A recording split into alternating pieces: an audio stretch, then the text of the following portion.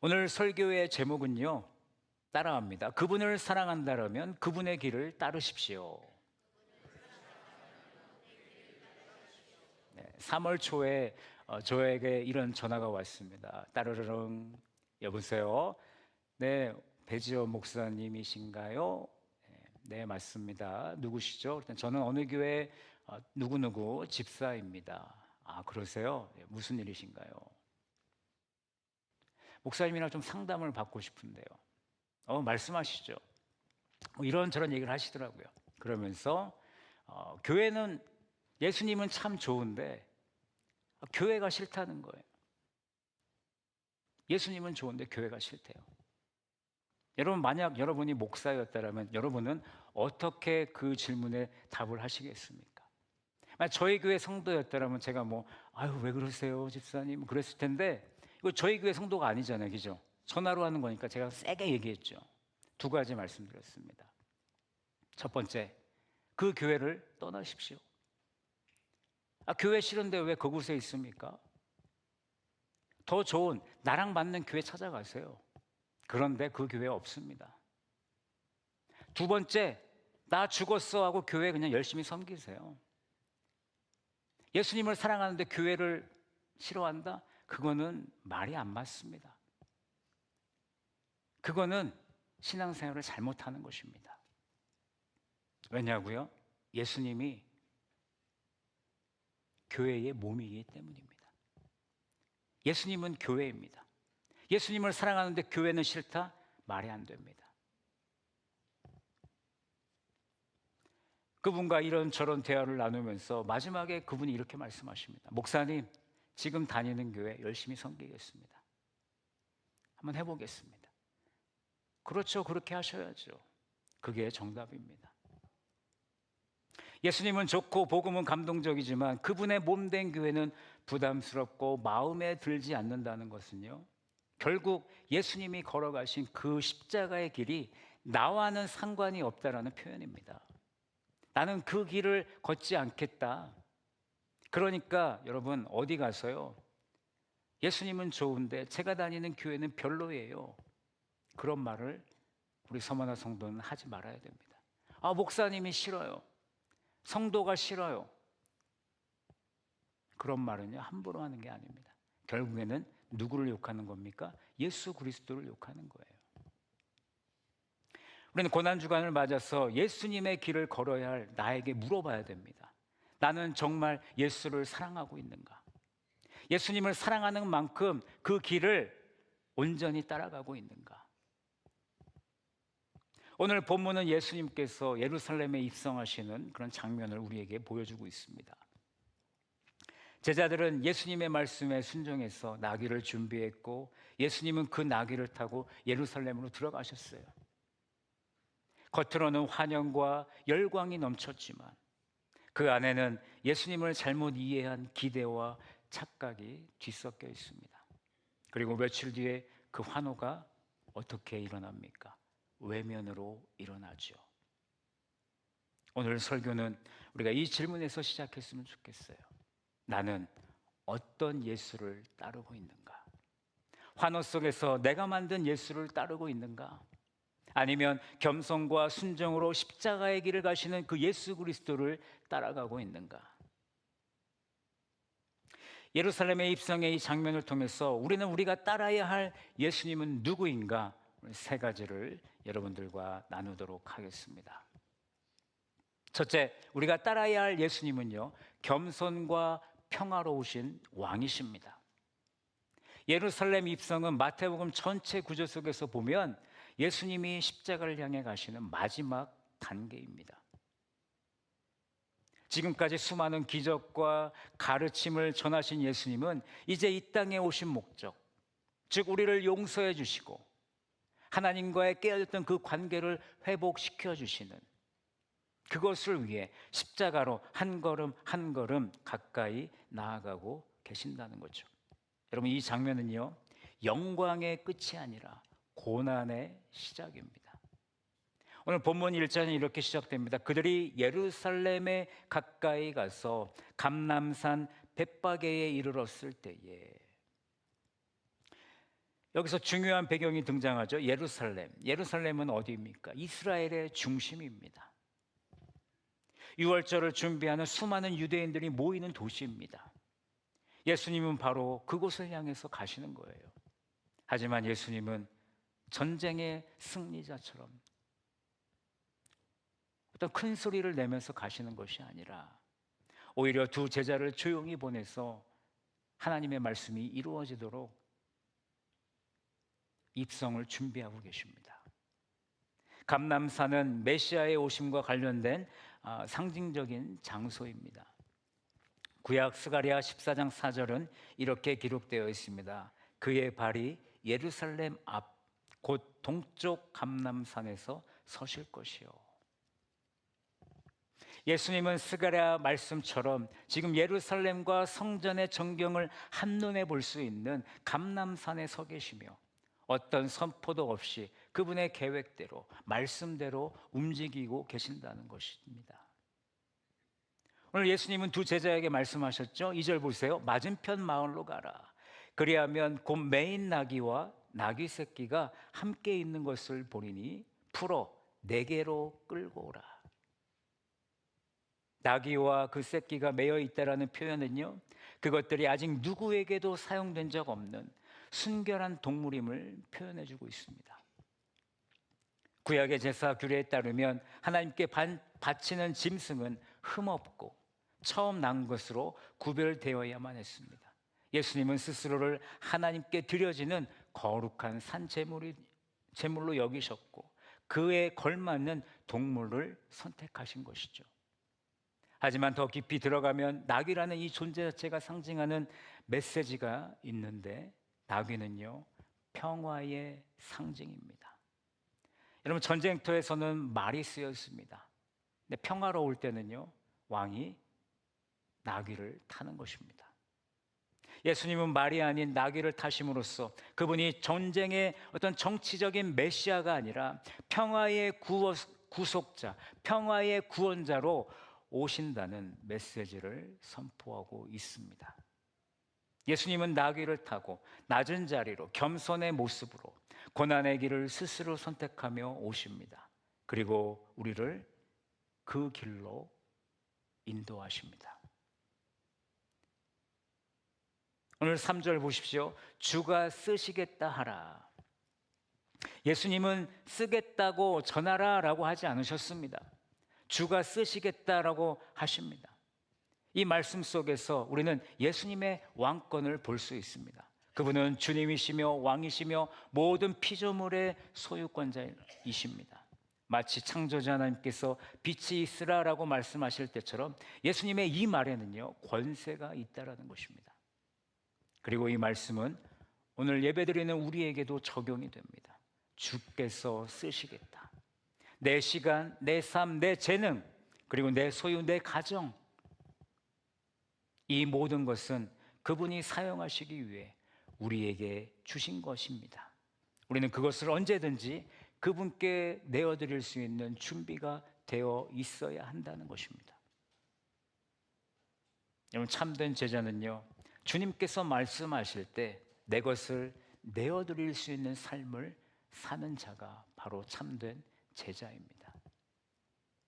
나귀 주인은 예수님을 직접 만나진 않았지만 여러분, 그 말씀 하나에 순종했습니다. 오늘 우리는 무엇을 붙잡고 있는가? 쓰시겠다라고 하실 때 우리는 그 말씀에 순종할 수 있는, 내어드릴 수 있는 나의 삶이 준비되어 있는가? 우리는 종종 예수님을 따르고 있다라고 말합니다. 하지만 정말로 그분께 우리의 인생을 맡겨드리고 있는가?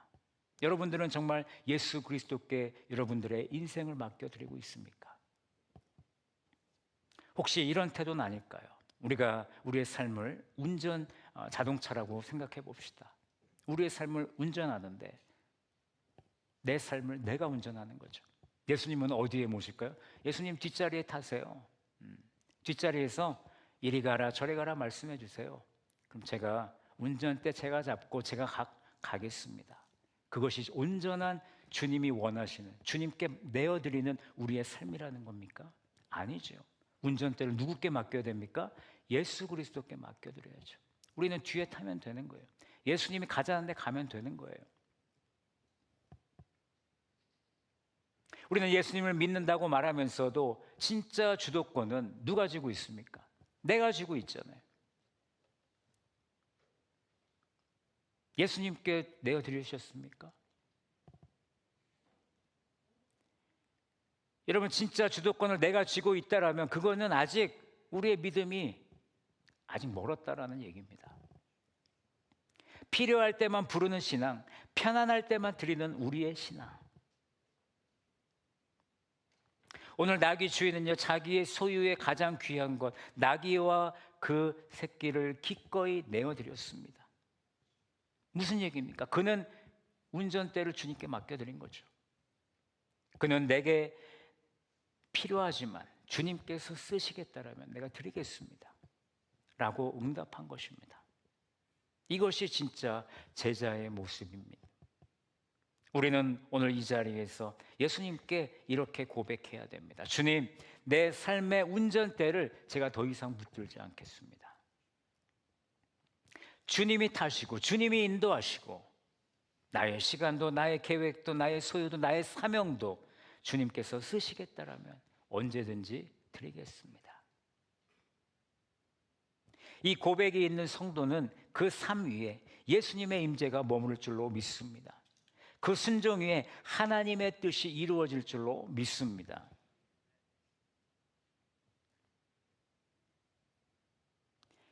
그럼 4절 말씀을 계속해서 보면요, 마태는 이 모든 장면이 예언의 성취라고 말합니다. 이는 선지자를 통하여 하신 말씀을 이루려 하심이라. 선지자의 말씀은 5절에 나와 있죠. 스가랴 9장 9절 말씀입니다. 제가 스가랴 9장 9절을 우리가 여러분들과 함께 읽어보겠습니다. 시작. 시온에 따라 크게 기뻐할지어다. 그는 공의로우시며 구원을 베푸시며 겸손하여서 나귀를 타시나니 나귀의 작은 것 곧 나귀 새끼니라. 아멘. 여러분, 이 예언은 예수님의 모습을 그대로 우리에게 보여주고 있는 거예요. 그분은 누구십니까? 공의로운 왕, 구원을 베푸시는 왕, 겸손한 왕이십니다. 예수님은 세상의 힘과 방식으로 공의와 구원을 이루신 것이 아니라는 것입니다. 심판의 칼을 드신 것이 아니라 자신을 심판의 자리로 내려놓았다라는 것입니다.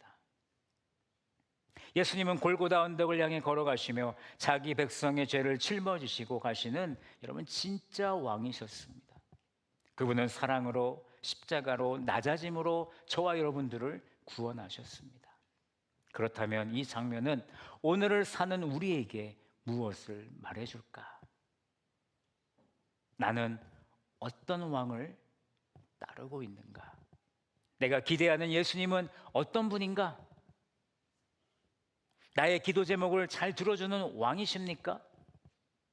내 삶을 편하게 해주는 왕입니까? 아니면 겸손과 고난의 길을 가시는 예수님 그 자체를 내가 따르고 있습니까? 예수님은 지금도 나귀를 타고 저와 여러분들에게 오고 계십니다. 그분은 여전히 겸손하게 낮아지며 십자가의 길을 가십니다.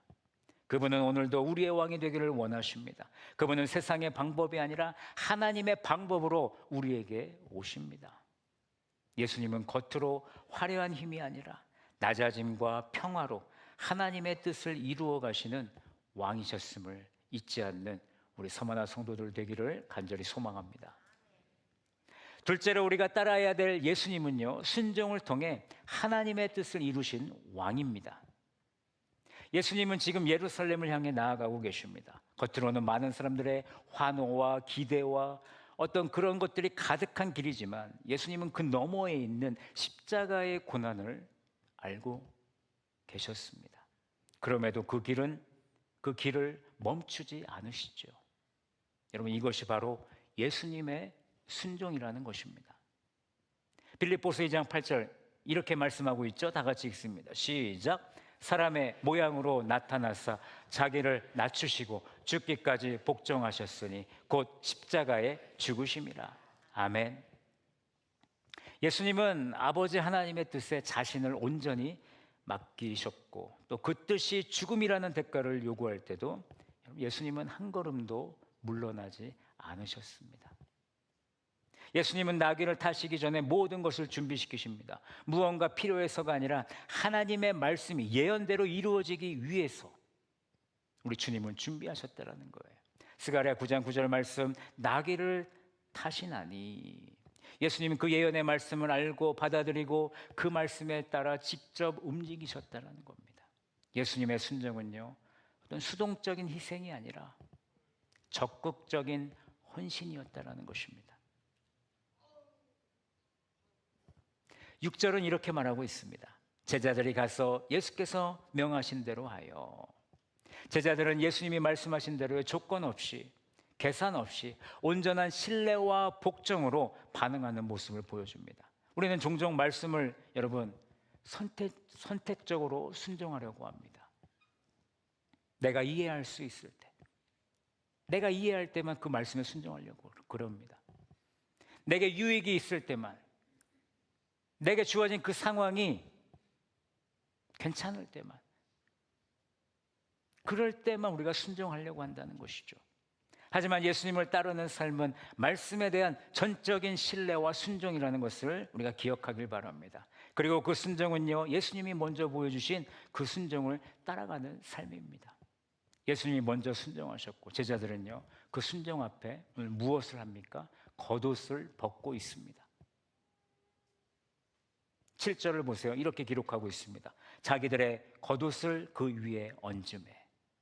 제자들은 자신들의 가장 소중한 겉옷을 벗어서 나귀에 올렸습니다. 당시 가난한 사람들에게 겉옷은요, 단순한 외투가 아닙니다. 오늘날처럼 쉽게 구할 수 있는 그런 옷이 아니라는 거예요. 외투는 이불입니다. 보호막입니다. 그리고 신분을 나타내는 상징적인 물건이었습니다. 그 겉옷을 벗어드린다는 것은 내 삶의 안전, 자존심, 정체성까지 주님께 드리는 헌신의 고백입니다. 오늘날 우리의 신앙은 때때로 말로만 채워지죠. 믿습니다. 예배합니다. 정작 겉옷을 벗어드리는 순종이 없다라면 여러분 그 믿음은 행동 없는 말뿐인 고백이 될 수 있습니다. 예수님은 우리에게 겉옷 하나를 요구하십니다. 그 겉옷은요, 우리의 자존심일 수도 있어요. 우리의 계획, 나의 욕심, 나의 습관일 수 있다는 것입니다. 주가 쓰시겠다. 그 한마디에 순종하는 신앙.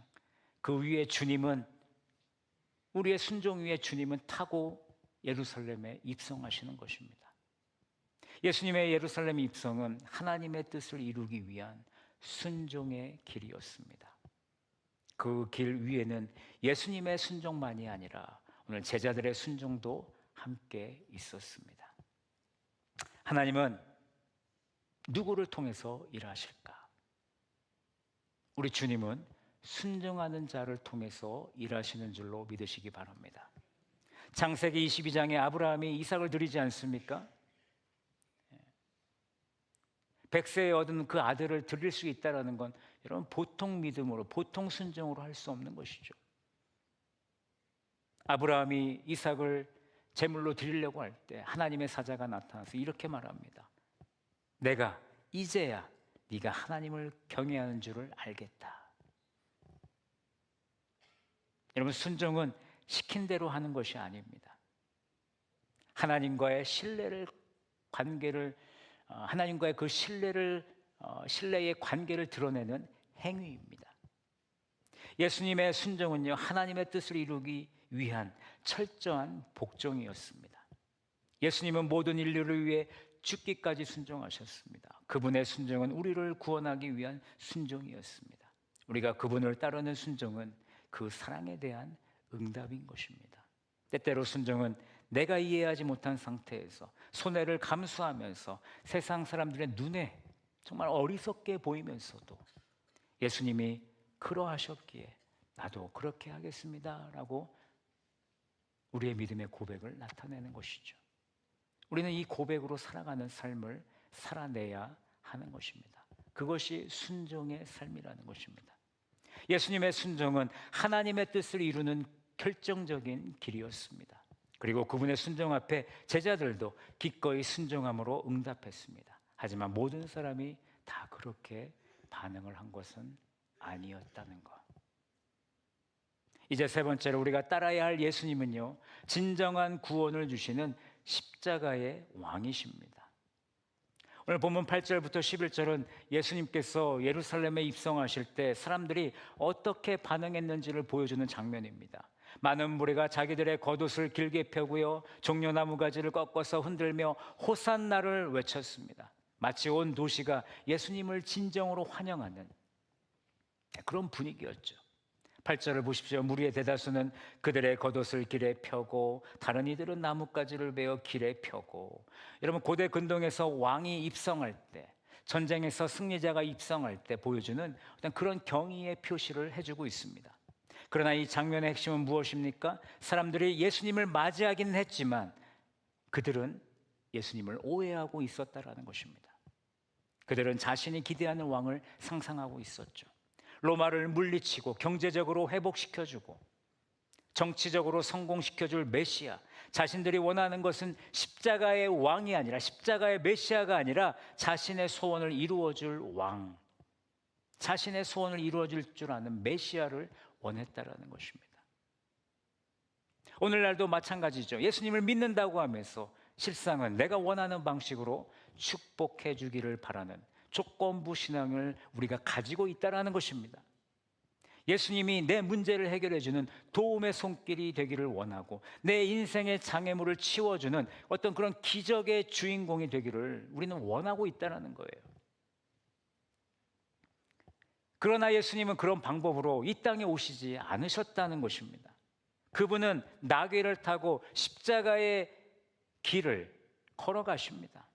그분은 로마의 권세를 무너뜨리러 오신 것이 아니라 죄와 사망의 권세를 무너뜨리기 위해서 이 땅에 오신 분이시죠. 그렇기에 그분의 길은 영광의 길이라고 말할 수 없습니다. 고난의 길이라고 우리는 말하는 것입니다. 이런 무리들이 겉옷을 깔고 나뭇가지, 종려나뭇가지를 흔드는 그 열정이 정말 진짜 믿음에서 나왔는지, 아니면 어떤 감정적인 나의 모든 것을 채워주는 그런 기대감, 그런 감정으로 내가 이 예수를 맞이한 것인지, 여러분, 결국에는요, 시간이 그것을 보여준다는 거예요. 열매를 보라는 것입니다. 여러분, 시간이 지나면요, 모든 것은 다 열매로 나타나게 되어 있습니다. 지금 당장 왜 저런 일이 일어나지? 라고 생각할 수 있지만, 여러분, 며칠만 지나보세요. 아, 저 일이 이렇게 하려고 저 일이 일어난 거구나. 나는 그것을 부정적으로 바라봤지만 그것이 긍정으로 나타나는구나. 나는 긍정적으로 봤는데 그것이 부정적으로 나타났구나. 그래서 우리가 어떤 일이 내 앞에 주어졌을 때 그 길을 모를 때는요, 기다려 보시기 바랍니다. 그러면 열매로 나타난다는 것입니다. 며칠 뒤에 그 무리의 일부는요, 예수님의 고난 앞에서 어떻게 합니까? 실망하죠. 분노합니다. 그러면서 그들이 이렇게 외칩니다. 십자가에 못 박으라.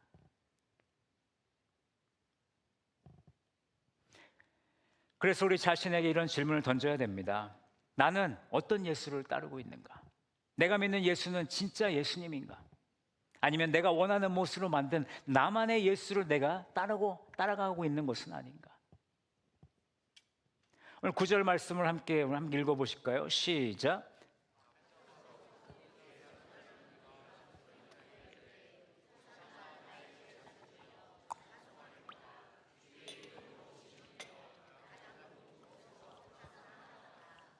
아멘. 여러분, 이 찬양은 시편 118편을 바탕으로 한 고백입니다. 25절과 26절에 보면 나와 있는데, 6월절 기간 예루살렘에 입성하는 순례자들이 부르던 메시아의 찬송이기도 합니다. 여러분, 호산나는 우리를 구원하소서라는 뜻이죠.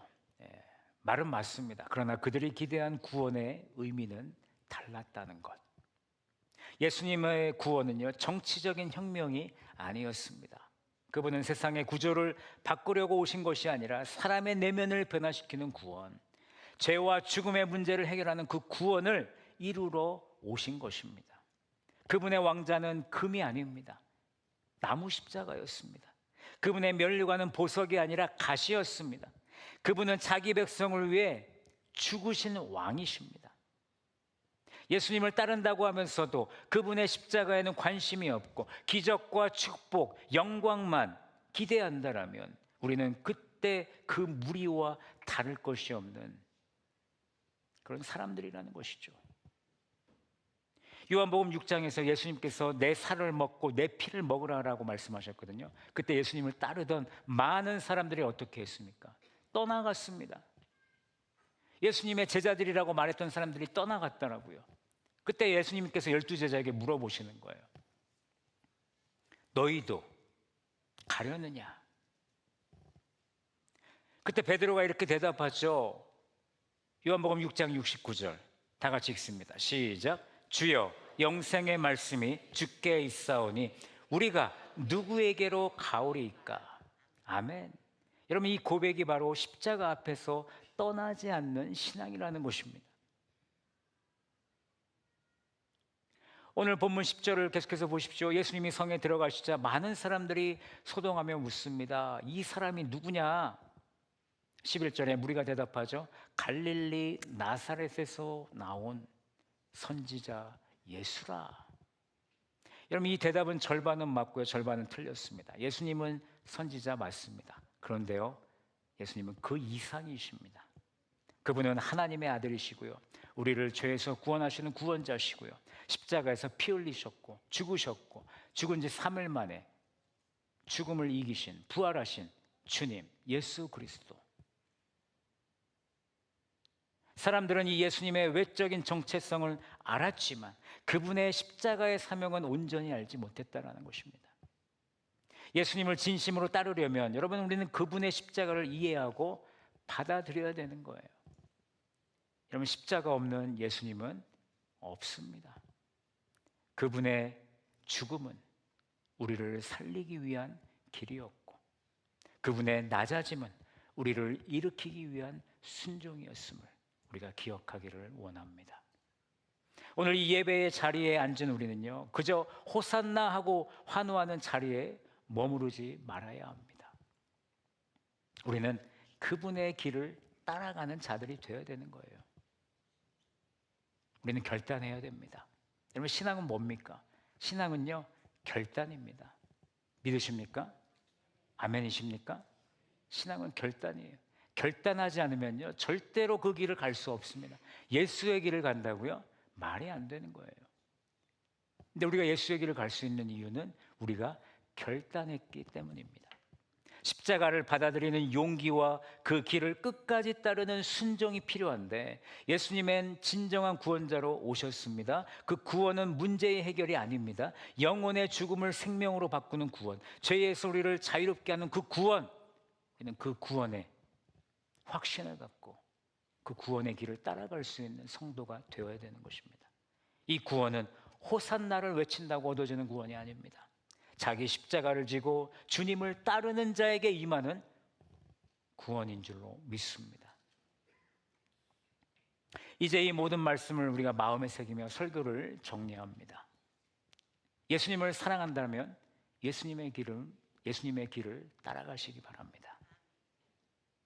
오늘 우리는 예수님의 예루살렘 입성을 통해서 우리가 따라가야 할 예수님은 누구신가 오늘 세 가지 함께 나누었죠. 첫 번째, 예수님은 겸손과 평화의 왕이십니다. 둘째, 예수님은 철저한 순종으로 하나님의 뜻을 이루신 왕이십니다. 셋째, 예수님은 진정한 구원을 주시는 십자가의 왕이십니다. 믿으십니까?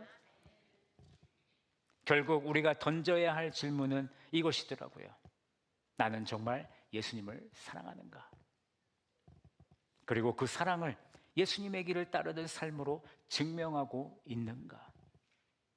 예수님은 지금도 우리를 그분의 길로 부르시는 줄로 믿습니다. 겸손과 순종의 길, 고난과 희생의 길, 그러나 그 길은 참된 구원의 길. 주님이 나를 쓰시겠다면 내 계획도 내 편안함도 기꺼이 내려놓기를 원합니다. 그 길 끝에서 부활과 생명의 주님을 만날 것을 믿고 주님, 오늘도 그 길을 따라가겠습니다라고 고백하는 우리 서머나 모든 성도들이 되시기를 간절히 소망합니다. 예수님을 사랑한다라면 그분의 길을 따라가시기 바랍니다. 그 길이 곧 진리입니다. 그 길이 곧 생명입니다. 그 길이 곧 예수 그리스도입니다. 여러분, 내일부터 우리는 십자가를 따라가는 길이라는 주제로요, 고난주간 저녁 기도회를 드리게 됩니다. 함께 걷게 됩니다. 한 주간 순종의 마음으로 저녁 기도회에 함께 참여해 주시기를 부탁드립니다.